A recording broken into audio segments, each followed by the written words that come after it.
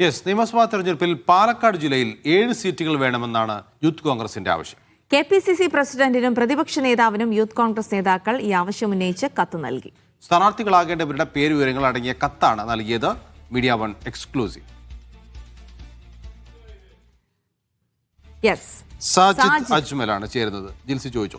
സാജിദ്, അതായത് ഒരു youth Congress seat വേണമെന്ന് ആവശ്യപ്പെടുക മാത്രമല്ല, ആരൊക്കെ മത്സരിക്കണം എന്നുള്ളൊരു തീരുമാനത്തിൽ കൂടി എത്തിയിരിക്കുന്നു. പേര് വിവരങ്ങൾ അടങ്ങിയ ഒരു പട്ടിക കൂടി കൈമാറിയിരിക്കുന്നു. അത്രയും സീറ്റ് നൽകാൻ അതായത് ലഭിച്ചേക്കുമോ യൂത്ത് കോൺഗ്രസിന്?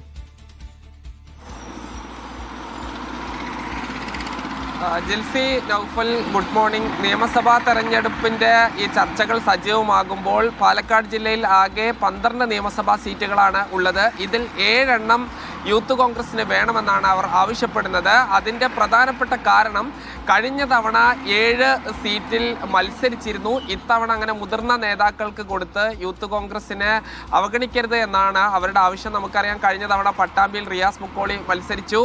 ഷൊർണൂരിൽ TH ഫിറോസ് ബാബു ആണ് സ്ഥാനാർത്ഥിയായത്. അന്ന് യൂത്ത് കോൺഗ്രസിന്റെ ജില്ലാ പ്രസിഡന്റായിരുന്നു. പിന്നീട് ഒറ്റപ്പാലത്ത് ഇപ്പോൾ CPM-ന്റെ ഭാഗമായി നിൽക്കുന്ന P സരിൻ മത്സരിച്ചു. പാലക്കാടാണെങ്കിൽ ഷാഫി പറമ്പിൽ മത്സരിച്ചു. പിന്നീട് ഉപതെരഞ്ഞെടുപ്പ് വന്നപ്പോൾ യൂത്ത് കോൺഗ്രസിന്റെ സംസ്ഥാന അധ്യക്ഷൻ രാഹുൽ മാങ്കൂട്ടത്തിൽ മത്സരിച്ചു. അങ്ങനെ മിക്ക മണ്ഡലങ്ങളിൽ, അങ്ങനെ 7 മണ്ഡലങ്ങളിൽ കഴിഞ്ഞ തവണ യൂത്ത് കോൺഗ്രസിന് ഒരു പ്രാതിനിധ്യം കിട്ടി. അതിൻ്റെ പ്രധാനപ്പെട്ട കാരണം യൂത്ത് കോൺഗ്രസിന്റെ സംസ്ഥാന അധ്യക്ഷൻ, അന്നത്തെ അധ്യക്ഷനായിരുന്ന ഷാഫി പറമ്പിൽ ജില്ലയിൽ ഉണ്ടായതുകൊണ്ടാണ് എന്ന് യൂത്ത് കോൺഗ്രസ് കരുതുന്നു. ഇത്തവണ തങ്ങൾക്ക് ഇതേപോലുള്ള ഒരു പ്രാതിനിധ്യം വേണമെന്നാണ് ഇവർ ആവശ്യപ്പെടുന്നത്.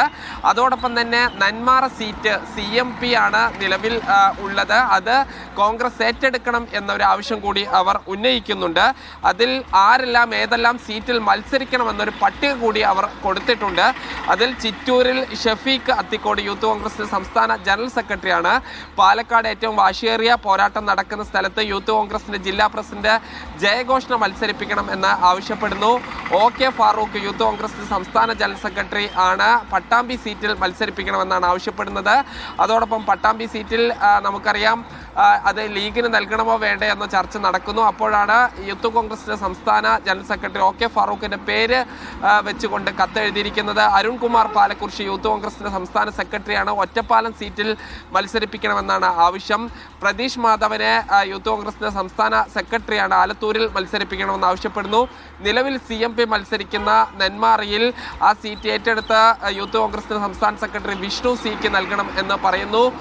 സംവരണ സീറ്റായ തരൂരിൽ അഡ്വക്കേറ്റ് സുബ്രഹ്മണ്യന് നൽകണമെന്നാണ് ആവശ്യപ്പെടുന്നത്. ഈ കത്ത് നൽകിയിരിക്കുന്നത് പ്രതിപക്ഷ നേതാവിനും KPCC പ്രസിഡന്റിനുമാണ്.